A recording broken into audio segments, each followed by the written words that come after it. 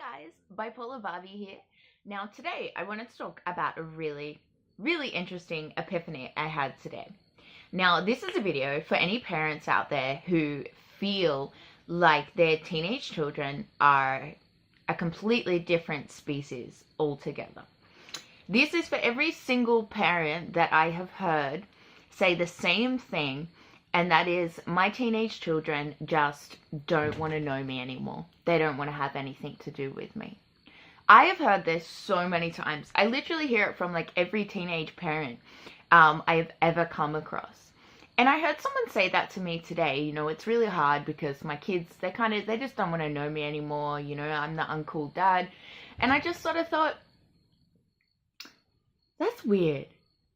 Because I remember when I was a teenager, I get where, you would get that assumption from. I understand how that kind of happens, but I thought when I was a teenager, I wanted to be connected with my parents more than ever, particularly my father. I used to be daddy's little girl, and there was just this really weird thing happened when I turned about 14. I became a teenager, and there was definitely this huge chasm that just opened up beneath our feet. And we just seemed like we were both on either sides of it. And I could just see it getting further and further and further away. I don't remember exactly the first time my dad looked at me like I was an alien. But I do remember how much it hurt to see that look in his eye. How much it hurt to just see my father seem disinterested in me. And how much that really hurt. And how much, I guess, I realize now that has affected me with my borderline personality disorder.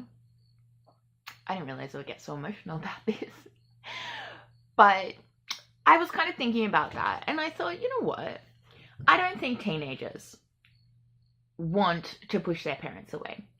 I don't think teenagers sort of deliberately want mum and dad to just disappear.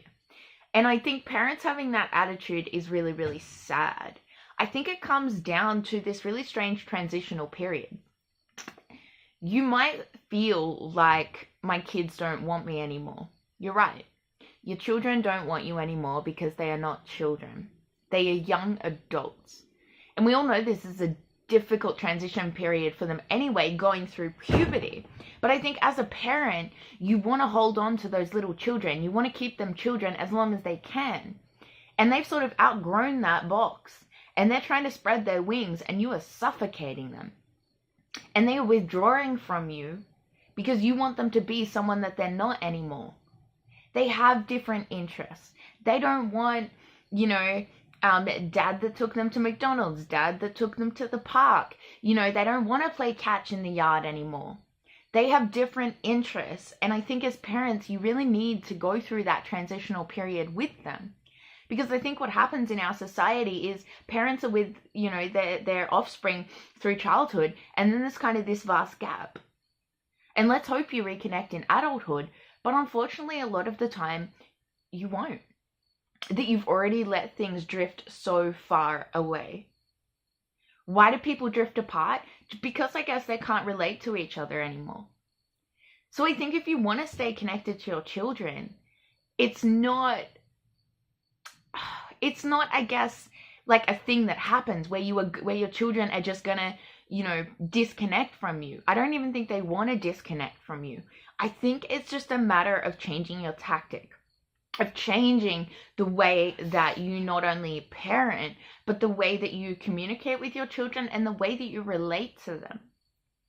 Instead of criticizing, I guess, things like, going out with their friends, the idea, when you approach subjects like drinking and things like that, of course you're going to be uncool because you're basically, a lot of parents will take that approach of, don't want to hear about it, don't talk to me about it, you shouldn't be doing this, you shouldn't be doing that.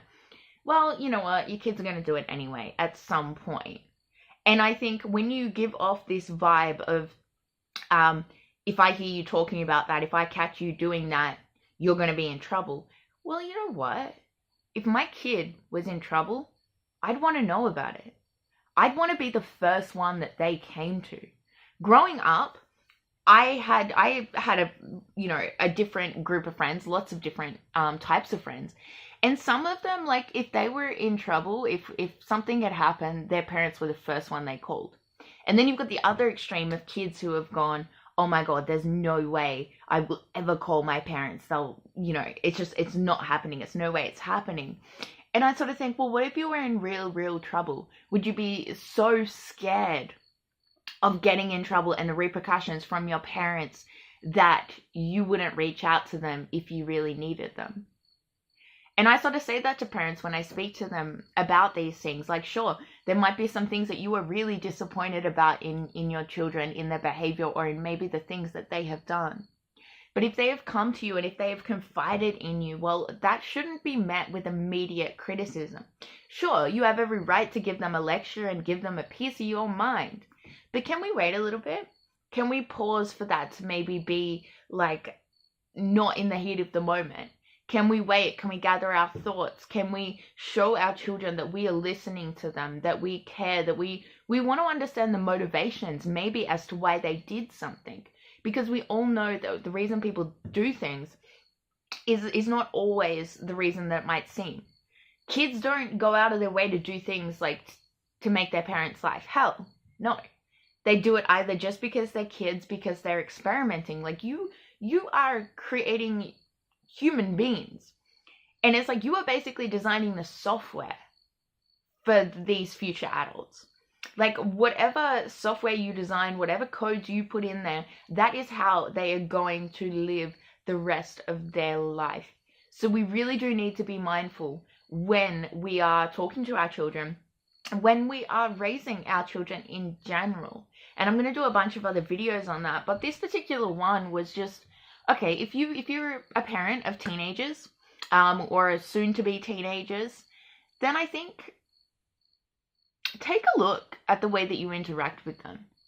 Think about the things that they do.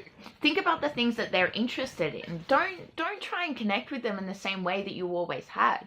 Don't force them to do the things that you used to always do together. Like, maybe there's new things that you can do together. You know, if they're interested in traveling, well, why don't you guys take them on your first trip overseas? You know, I know not everyone can afford that, but, you know, if they've always wanted to do something, well, why don't you guys take them there? Why don't you get involved in that? It's all about taking an interest in their interests. And I think teenagers' interests suddenly change. I stopped doing a lot of sport. I stopped athletics. I stopped a lot of team sports when I, you know, went through puberty. So of course my parents couldn't, you know, spend that time with me coming to my sporting events, taking me to soccer practice, things like that. So basically that communication, that connection really just fell apart. But that didn't mean that I didn't want my dad to be there for me. It didn't mean that I didn't want to do things with my dad. But I think he was just so scared of me growing up, so scared of me becoming an adult. He didn't want me to be doing any of the adult things. He didn't want me to become an adult. He wanted me to be his little girl. And I think in doing so, he suffocated me. He put me in this cage, and I was determined to push him away. Not because I hated him, not because I wanted him to not be a part of my life, but because I had to breathe. I didn't want to feel trapped. I wanted to fly, and I wanted them to be there and watch me do it. I wanted them to support me. And it definitely felt like they didn't support the things that I wanted to do with my life. And whether or not you approve of it, you know, that's kind of a different kettle of fish altogether. But I think if you look at it, rather than like teenage rebellion, rather than teenagers just being teenagers and not wanting to know their parents, look at it as like a transitional phase. They are becoming adults. So you need to become teenage and adult parents. Stop being, you know, child parents, because then you are really not going to appeal to a teenage audience. So figure out ways that you can do that. It's probably not going to be like in public anymore, although it depends. My parents were always very sociable, very out in public. People still remember me today as being at the pub dancing with my parents. So it's not that they don't want to be seen out in public and kind of things like that with you. It's just the only time you'll really embarrass them is if you try and treat them like children. And I think we should never really treat our children as children. Because if we treat our children as children until they're 18 years old, like many Western societies do, then it's like all of a sudden overnight they're an adult. I loved it when I was in Germany because adulthood really started from like 14 years old and even way before that. But basically by 14, you had all of the rights as an 18-year-old does in Australia, but you were still under your parents' wing. So that transitional period seemed to be a lot smoother. Then I guess out here it's kind of, oh, you've left school now, you're on your own. We're not prepared for that. If you treat your children like children their whole life, well, they're just not prepared for the real world. I don't know. Let me know your thoughts on it. Write in the comments below. Let me know, what you think about, I want to call this transitional parenting. Because I honestly think that that's probably the way that we should be looking at it.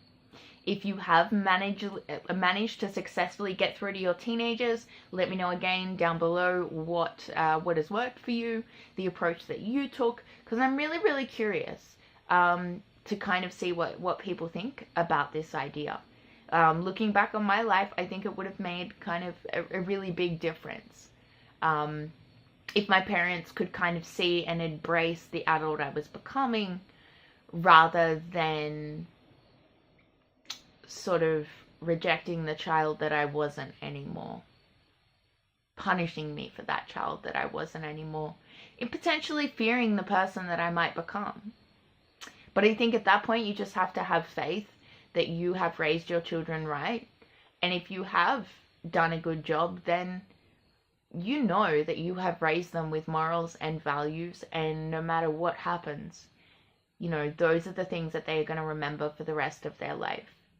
So I think, honestly, by the time you get to teenage years, it's probably too late, like, to fear what adults they're going to become, because their personalities and who they are as people is sort of really shaped,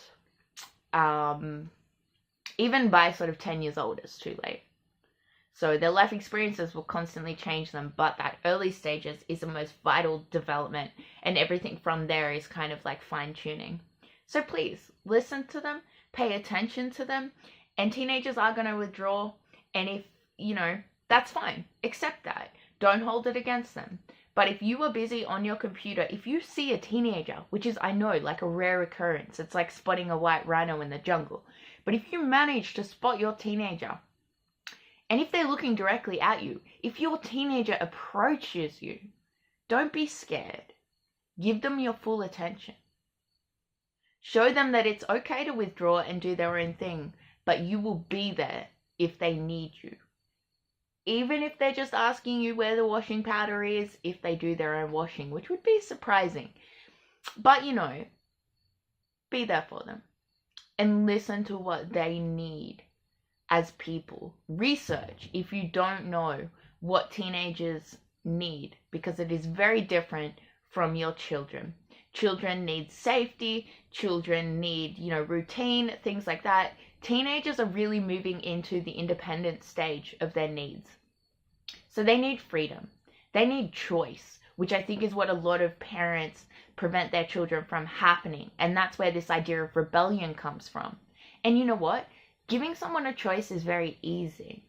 It is very easy. Don't be afraid of giving your children choices, because there's a lot of power that comes with choice. There's a lot of ways you can go about giving someone a choice that actually gets you the outcome that you wanted to begin with. It's this really cool thing with human psychology. But, you know, teenagers love to be spontaneous as well. So just do something spontaneous. Do something fun. Allow them to have their friends over. I'm not condoning like drinking or anything like that, but if you have older teenagers, wouldn't you rather them be doing it at your own home than out on the streets at someone else's house? I don't know. That's my thoughts, guys. Let me know what you think. Have a good night.